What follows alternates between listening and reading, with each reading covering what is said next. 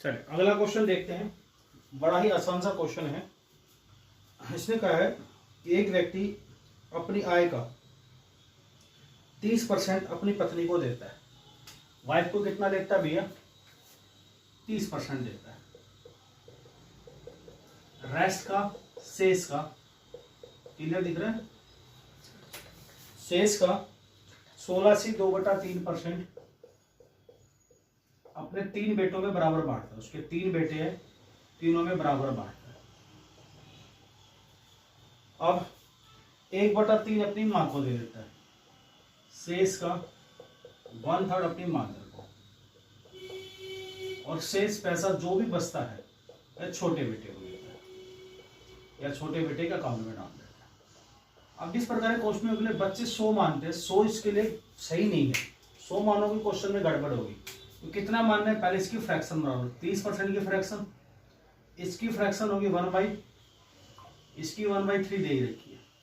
तो 10 × 6 × 3, 10 × 6, 60 × 3, 80। Total income मान ली इसकी 180।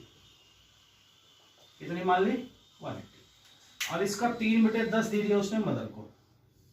इसका 3/10, 3/10 करें कितना? 54 दे दिया मदर को। इसमें से 54 माइनस करेंगे 180 में से, तो बचेगा कितना? 126 का 1/6, 1/6 होता है 21। 3 बेटे उसके, हर बेटे को हिस्से में 7-7 रुपए आ गए। 21 घटाएं कितना बचा? उसका 1/3 दे दिया मदर को। मदर को कितना दे दिया? बचा कितना?